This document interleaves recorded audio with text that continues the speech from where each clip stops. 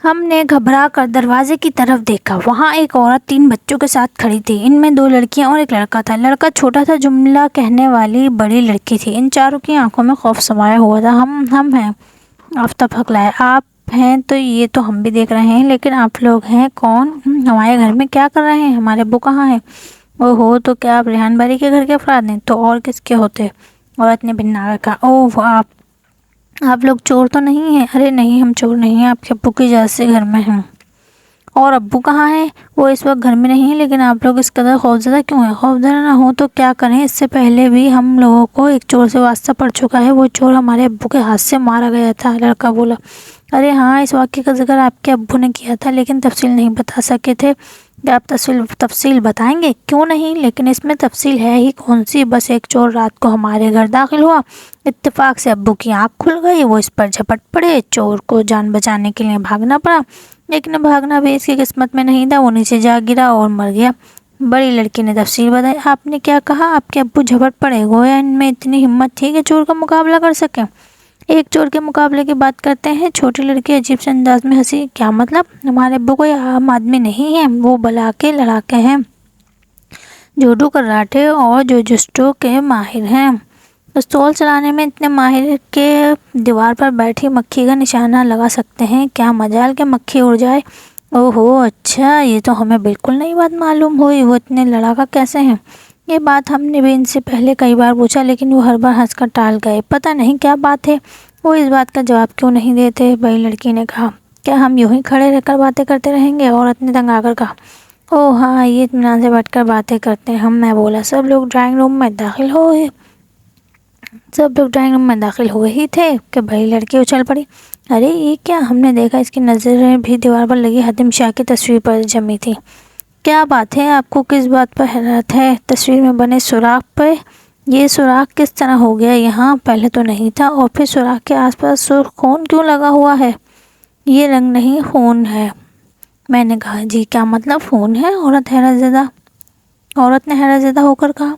جی ہاں بالکل، میں اسے انگلی پر لگا کر دیکھ چکا ہوں، ہماری سمجھ میں نہیں آ رہا یہ کیا ہو رہا ہے۔ عورت الجھن کے عالم میں بولی۔ پہلے تو آپ بتائیے یہ تصویر کس کی ہے، پھر ہم آپ کو ساری بات بتائیں گے۔ یہ میرے شوہر کی گہرے دوست حاتم شاہ کی تصویر ہے۔ عورت بولی۔ کیا آپ کے شوہر کو حاتم شاہ سے کوئی دشمنی تھی؟ جی دشمنی؟ آپ کیا کہہ رہے ہیں؟ بڑی لڑکی بولی۔ جی ہاں، حالات اور واقعات اسی طرف اشارہ کرتے ہیں۔ کیسے حالات، کیسے واقعات؟ آخر یہ سارا معاملہ کیا ہے؟ معاملہ بہت حیران کن ہے، آفتاب بولا۔ بیدار عالم صاحب، آپ ان لوگوں کے ساتھ کس طرح نظر آ رہے ہیں؟ آخر یہ کون ہیں؟ یہ شوقی برادرز ہیں۔ بیدار عالم نے کہا۔ شوقی برادرز؟ کیا مطلب؟ بس شوقی برادرز ہیں، آپ کے شوہر کی مرضی، یہ مکان کی تلاشی لینے آئے تھے۔ مکان کی تلاشی؟ یہ کیا بات ہوئی؟ عورت نے الجھن کے عالم میں کہا۔ پوری بات آپ کو کس طرح بتائیں؟ الجھن سے محسوس ہو رہی ہے، میں بولا۔ ایسا معلوم ہوتا ہے جیسے کوئی سنگین معاملہ درپیش ہے۔ امی جان، اب مجھے یاد آ گیا، یہ وہی شوقی برادرز ہیں جو لوگوں کے لیے سراغ رسانی کرتے پھرتے ہیں۔ سوال یہ ہے کہ ہمارے گھر میں کیا کر رہے ہیں؟ بولا۔ ہمارے ابا جان کیوں انہیں یہاں بھیجنے لگے؟ پوری بات بتائیے، بغیر چارہ بھی نہیں اور بتانے کی ہمت بھی نہیں، کریں تو کیا کریں؟ اشفاق نے جھلائے ہوئے انداز میں کہا۔ میں بتا دیتا ہوں، بیدار عالم نے کہا۔ چلیے پھر بتائیے، یوں بھی کسی نہ کسی کے ذریعے تو انہیں معلوم ہوگا ہی۔ میرا درمیان میں رہ گیا۔ اس وقت دروازے پر پوری طاقت سے ہاتھ مارا گیا، ساتھ ہی جلال نور کی جنگارتی آواز سنائی دی۔ اندر کون ہے؟ ہاتھ اوپر کر کے باہر نکل آؤ، ورنہ گولیوں سے چھلنی کر دیے جاؤ گے۔ لیجیے انکل زبردست خان۔ انکل زبردست خان؟ جی کیا نام ہوا؟ بڑی لڑکی حیران ہو کر بولی۔ تم لوگ باہر آ رہے ہو یا میں فائرنگ شروع کر دوں؟ ہم آ رہے ہیں انکل، میں نے گھبرا کر کہا۔ اوہ ہو، تو یہ تم ہو؟ جلال نور کی غصیلی آواز کانوں سے ٹکرائی۔ ہم نے ہاتھ اوپر اٹھائے اور باہر کی طرف چلے۔ بیدار عالم نے بھی ہمارا ساتھ دیا، لیکن ریحان باری کے بیوی بچے حیرت اور پریشانی کے عالم میں کھڑے کے کھڑے رہ گئے۔ ٹھیک ہے، آپ لوگوں کو کوئی ضرورت نہیں ہاتھ اوپر اٹھا کر باہر جانے کی، ہم آپ کے بارے میں انہیں بتا دیں گے، میں نے ہمدردانہ لہجے میں کہا۔ جی ہاں انکل، ہیں تو ہم ہی، میں نے باہر نکلتے ہوئے کہا۔ اور یہ تمہارے ساتھ کون ہے؟ یہ بیدار عالم صاحب ہیں، مسٹر ریحان باری کے پڑوسی۔ اور تم لوگ اندر کیا کر رہے تھے؟ اندر کیوں داخل ہوئے؟ کیا تم نہیں جانتے یہ مکان ایک ملزم کا ہے، قتل کے ملزم کا، اور پولیس ہی اس مکان کی تلاشی لے سکتی ہے، کوئی اور نہیں۔ یہ ہم کیا سن رہے ہیں؟ کے ساتھ ہی کسی نے کہا۔ ان کے ساتھ ہی ہم نے کسی کے تڑ سے گرنے کی آواز سنی، مڑ کر دیکھا تو بیگم ریحان باری بے ہوش ہو چکی تھی، بچے تھر تھر کانپ رہے تھے۔ یہ کون ہے؟ مسٹر ریحان باری کے بیوی بچے۔ خیر یہ خبر انہوں نے آپ کے منہ سے ہی سنی ہے، ہم تو اب تک بتانے کی ہمت نہیں کر سکے تھے۔ اوہو، پہلے تو انہیں اٹھا کر بستر پر لٹاؤ، جلالی نے کانسٹیبل سے کہا۔ ہماری امی کو ہاتھ نہ لگائیں، ہم خود ہی اٹھا لیں گے، بڑی لڑکی بولی۔ تینوں نے مل کر اپنی والدہ کو اٹھایا اور ایک بستر پر لٹا دیا۔ ہم ملزم کی اجازت سے یہاں آئے تھے جناب، پولیس نے مکان کو سیل نہیں کر دیا تھا کہ ہم اندر داخل نہیں ہو سکتے تھے، میں نے دبی آواز میں کہا۔ اب اسے سیل بھی کروں گا، فکر نہ کرو۔ جی اچھا، نہیں کریں گے، آفتاب نے ڈرے ڈرے انداز میں کہا۔ کیا نہیں کریں گے جی؟ فکر اس کے لیے کہا ہے نا آپ نے۔ خاموش رہو اور یہ بتاؤ یہاں کرنے کیا آئے تھے؟ جلالی نے گھرایا۔ خاموش رہ کر کس طرح بتا سکتا ہوں؟ خاموش رہنے کے لیے میں نے تم سے کہا ہے اور پوچھا میں نے، شوقی سے ہے، سمجھے تم؟ جی بالکل سمجھ گیا۔ بتائیے بھائی جان، ہم یہاں کیا کرنے آئے تھے؟ اس پورے معاملے میں دو تین باتیں ذہن کو بہت پریشان کر رہی تھیں۔ ہم نے سوچا شاید ریحان باری کے مکان کا جائزہ لینے سے کوئی الجھن دور ہو جائے۔ سب سے شدید الجھن یہ تھی کہ ایک چور ریحان باری کے ہاتھوں مارا گیا تھا، اس چور کے سلسلے میں بھی کوئی کارروائی عمل میں نہیں لائی گئی تھی۔ نہ ریحان باری کو پولیس نے پریشان کیا تھا، آخر کیوں پولیس نے ریحان باری کے بیان پر فوراً کیوں یقین کر لیا؟ چور کے کسی عزیز رشتہ دار کا پتہ کیوں نہیں چلایا؟ کسی نے آ کر یہ کیوں نہیں بتایا کہ چور ان کا عزیز تھا، رشتہ دار تھا؟ اس چور کا معاملہ ہماری سمجھ میں نہیں آ سکا، میں جلدی جلدی کہتا چلا گیا۔ اور کوئی الجھن؟ جلالی نور سوچ میں گم لہجے میں بولا۔ چور کے دائیں گال پر ایک ابھرا ہوا سیاہ تل تھا، ہم سے جو ریحان باری ملنے آیا تھا اس کے دائیں گال پر بھی ایک سیاہ تل تھا، لیکن جن ریحان باری کو ہم نے حاتم شاہ کے ساتھ دیکھا اور جو اب حوالات میں ہے، یہ دائیں گال پر کوئی ابھرا ہوا تل نہیں ہے۔ کیا یہ بات عجیب نہیں؟ میں نے پرسر انداز میں کہا۔ بہت عجیب اور بہت غریب، آفتاب نے حیرت زدہ ہو کر کہا۔ شاید یہ بات اس نے نوٹ نہیں کی تھی، بلکہ اس نے حیرت کے آثار تو اشفاق اور اخلاق کے چہروں پر بھی تھے، گویا وہ بھی اس طرف توجہ نہیں دے سکے تھے۔ آخر تم کہنا کیا چاہتے ہو؟ اخبارات میں اس چور کی تصویر شائع ہوئی تھی، ہم نے اخبار کے دفتر سے وہ اخبارات نکلوائے تھے جن میں اس واقعے کی تفصیل شائع کی گئی تھی۔ اخبارات میں شائع ہونے والی تصویر پر جب میں غور کرتا ہوں تو ایک حیرت انگیز احساس ہوتا ہے، اس لیے اصل معاملے کی تہہ تک پہنچنے کے لیے ہمیں ریحان باری کے ماضی کا پتہ چلانا ہوگا۔ ماضی میں یہ کیا کرتے تھے، اور اس سلسلے میں ان کے بھی بچے ہی ہماری مدد کر سکتے ہیں۔ ٹھیک ہے، ہم ان سے بات کر لیتے ہیں، جلالی نے کہا۔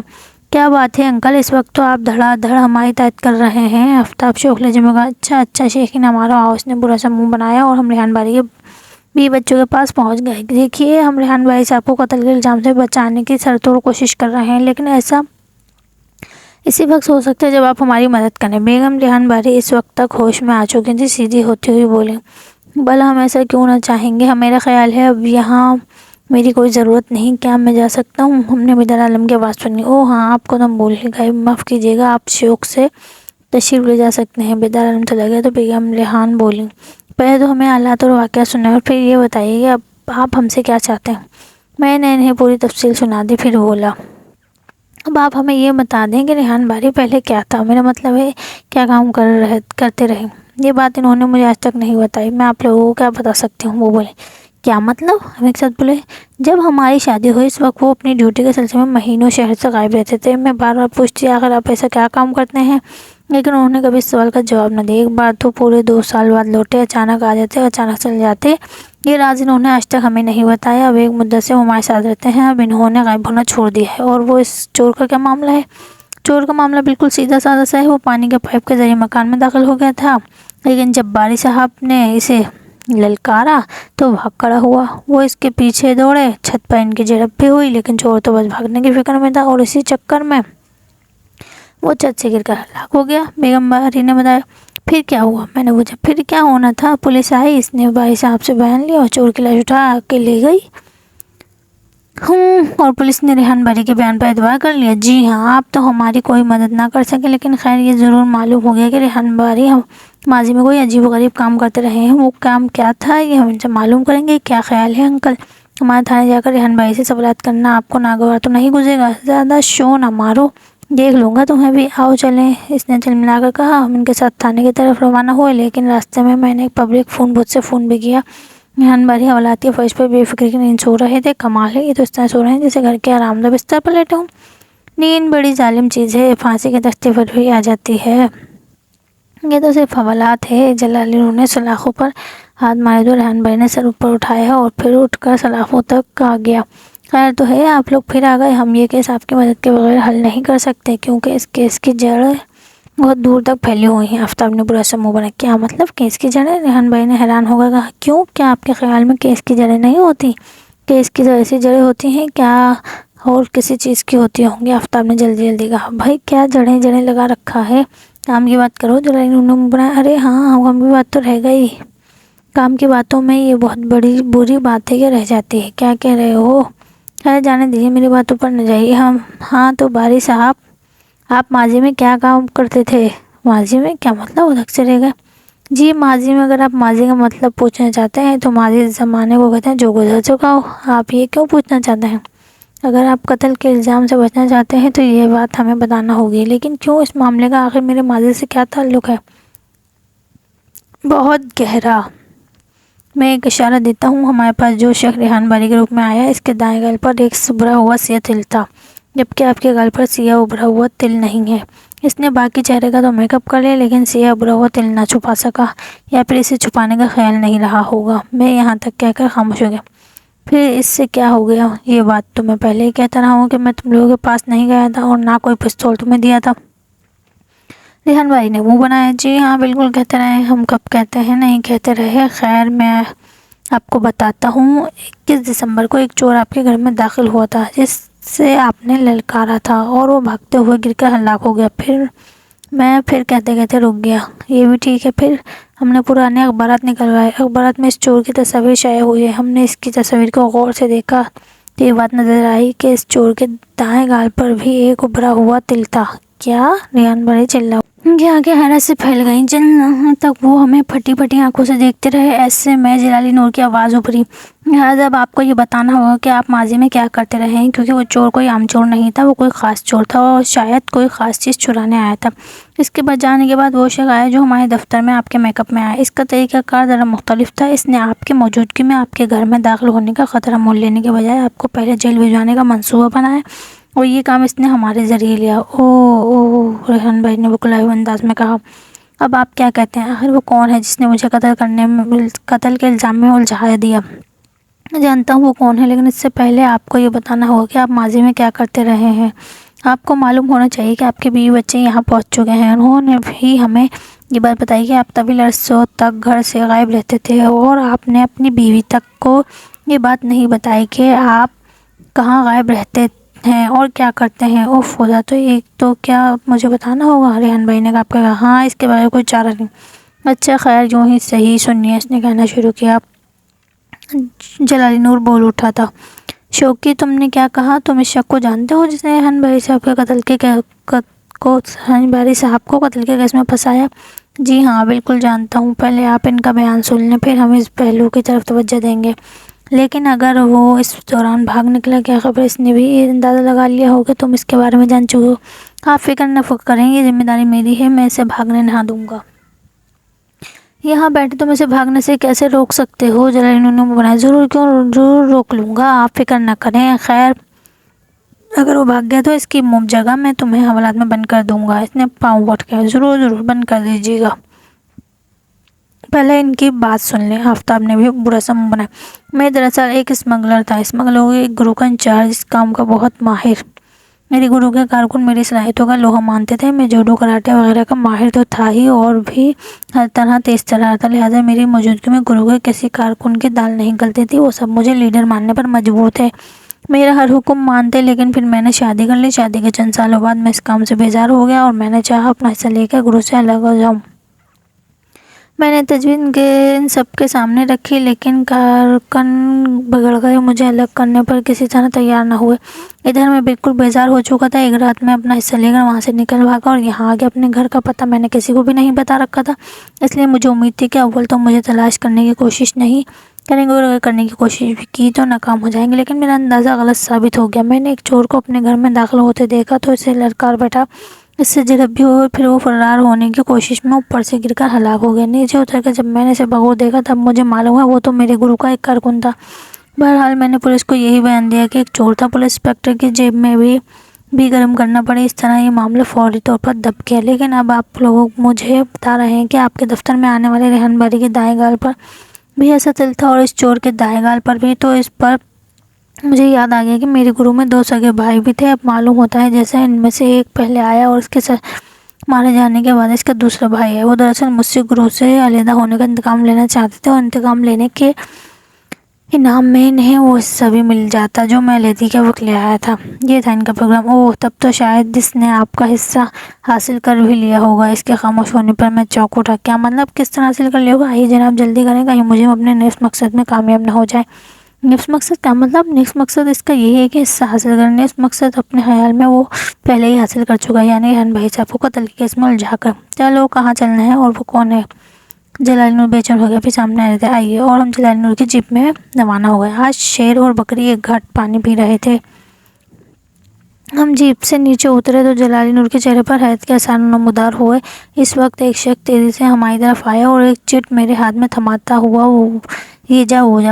ارے تم کون ہو اور اسے کیا دیے جا رہے ہو؟ جلالی نور چلا اٹھا، لیکن اس نے تو مڑ کر بھی نہ دیکھا۔ جانے دیجیے انکل، یہ ہمارے چچا تھے۔ میں مسکرا اٹھا۔ چچا تھے؟ ایک تو ہر کوئی تمہارا چچا نکل آتا ہے، جلالی نور نے بنا کر کہا۔ اب اس میں ہم کیا کر سکتے ہیں؟ یہ کاغذ مجھے دو، دکھاؤ اس پر کیا لکھا ہے۔ لیجیے دیکھ لیجیے۔ میں اس وقت تک کاغذ کھول چکا تھا اور اس پر نظر ڈال چکا تھا۔ چنانچہ جلالی نور کی طرف ہاتھ بڑھاتے ہوئے کاغذ ان کو پکڑایا۔ ہوا تیز تھی، جھونکا کاغذ کو لے گئی۔ جلالی نور کا ہاتھ بڑھا رہ گیا۔ پھر اس نے غصیلے لہجے میں کانسٹیبل کو حکم دیا، پکڑو اس کاغذ کو۔ ہاں ٹھیک تو ہے، کم از کم کاغذ کو ہی پکڑو۔ کیا مطلب؟ تم کیا کہنا چاہتے ہو؟ کیا یہ کہ ہم مجرموں کو نہیں پکڑ سکتے؟ جلالی انکل، میں نے کب کہا؟ اب وہ دن دور نہیں جب تم میرے شکنجے میں ہوگے اس بری طرح کہ نکل نہیں پاؤ گے۔ آپ کے شکنجے میں تو ہم اس بار بھی اس بری طرح ہی آئے تھے، لیکن مارنے والے سے بچانے والا زیادہ طاقتور ہے۔ اشفاق نے آسمان کی طرف دیکھا۔ خیر دیکھ لوں گا۔ اب یہ بتاؤ اس کاغذ پر کیا لکھا تھا؟ ابھی آپ کے پرتویلے ماتحت آتے ہی ہوں گے، پڑھ لیجیے گا۔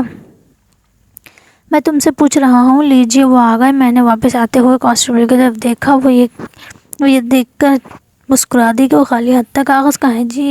جی ایک گٹر میں گر گیا، اس پر ڈھکنا نہیں تھا۔ لعنت ہے کارپوریشن والوں پر، مین ہول پر ڈھکنا بھی نہیں رکھتے، جلالی نے بنا کر کہا۔ وہ تو ایک ننھا منھا کاغذ تھا انکل۔ ان مین ہولوں میں تو جیتے جاگتے انسان اور انسان کے بچے گر جاتے ہیں اور زندہ سلامت واپس نہیں ملتے، اخلاق قسم۔ اچھا یہ بتاؤ کاغذ پہ کیا لکھا تھا؟ صرف یہ کہ انتظام کر دیا گیا تھا، لیکن کیسا انتظام اور کس نے کر دیا تھا؟ جلالی نے ادھڑا۔ اس بات کو جانے دیں، یہ ہمارا ذاتی معاملہ ہے۔ اب اگر مجرم کو گرفتار کرنا چاہتے ہیں تو قدم اٹھائیے۔ لیکن مجرم یہاں کہاں؟ تم تو مجھے پھر ریحان باری کے گھر لے آئے ہو تو اور کیا کرتے ہیں؟ میں نے مسکرا کر۔ کیا مطلب؟ یہاں مجرم کا؟ آپ آئیے تو، لیکن شرط یہ ہے کہ ہم نہایت خاموشی سے مکان میں داخل ہوں گے، دستک نہیں دیں گے۔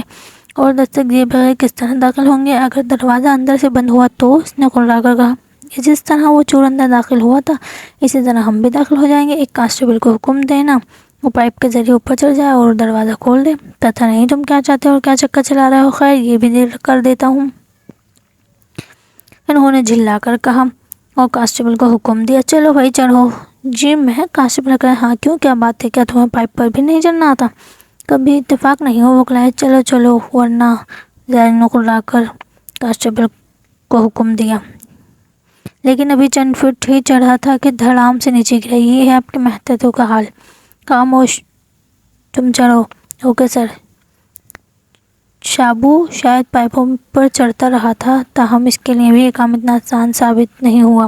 کسی نہ کسی طرح چڑھ ضرور گیا۔ 2 منٹ بعد دروازہ کھل گیا۔ ہم دبے پاؤں اندر داخل ہوئے ہی تھے کہ ایک گھٹی چیخ سنائی دی۔ ہمارے کان کھڑے ہو گئے، دل زور سے دھڑکنے لگا، قدم تیز اٹھنے لگے، لیکن آواز اب بھی نہیں ابھرنے دے رہے تھے۔ آخر اندرونی کمرے تک پہنچے۔ کمرے کا دروازہ کھلا ہوا تھا۔ ریحان باری کے بیوی بچے تھر کانپ رہے تھے اور بڑی لڑکی کے بال بیدار عالم کی مٹھی میں تھے۔ شاید ہم نے اسی کی چیخ سنی تھی۔ اس وقت ہم نے بیدار عالم کو کہتے سنا، بتاؤ مال کہاں دفن ہے؟ ان بیچاروں سے کیا پوچھ رہے ہو؟ جا کر ریحان بھائی سے پوچھو نا، میں نے دل ملا کر کہا۔ بری طرح اچھلا اور پھر آنکھیں حیرت سے پھیل گئیں۔ لیجیے انکل، آپ کا مجرم حاضر ہے، دیکھ لیں، اس کے دائیں گال پر بھی سیاہ ابھرا ہوا تل ہے۔ آنباری کے غیر حاضر میں یہ مال تلاش کرتا رہا، لیکن تلاش کرنے میں کامیاب نہ ہو سکا۔ یہی وجہ تھی کہ یہاں سے فرار نہیں ہوا، ورنہ یہ کب کا جا چکا ہوتا۔ دیکھ لیجئے کس طرح سجائے مجرم پیش کر رہے ہیں آپ کو، جیسے کوئی چیز پلیٹ میں رکھ کر کسی کو پیش کرتے ہیں۔ ہاں بھائی، واقعی اس بار تم نے ایک کمال ہی کر دیا، میں تو سوچ بھی نہیں سکتا تھا کہ یہ بھی مجرم ہو سکتا ہے۔ حیرت تو اس بات پر ہے کہ اس نے کتنا لمبا منصوبہ بنایا، یعنی یہاں آ کر رہائش اختیار کی۔ جی ہاں، پختہ مجرم کچے کام نہیں کرتے، اور یہ اور بات ہے کہ ان کے پکے کاموں میں بھی کوئی نہ کوئی رخنہ رہ جاتا ہے۔ وہ قانون کی گرفت میں آ جاتے ہیں۔ وہ جو کسی نے کہا ہے نا، جرم چھپ نہیں سکتا بناوٹ کے اصولوں سے۔ ہاں، یہ بناوٹ کے اصول یہاں کہاں سے آ گئے؟ کسی نے تو صرف اتنا کہا تھا کہ جرم چھپ نہیں سکتا۔ ہاں تو انکل، یہ اس نے بالکل ٹھیک اور سوچ سمجھ کر کہا تھا۔ آپ کا کیا خیال ہے؟ آفتاب نے شوخ انداز میں کہا۔ یہ کہ تمہاری زبان کینچی کی طرح چلتی ہے، اور کینچی اس کی مرمت کر دینی چاہیے۔ اس نے جھل کے کہا اور ہم مسکرانے لگے۔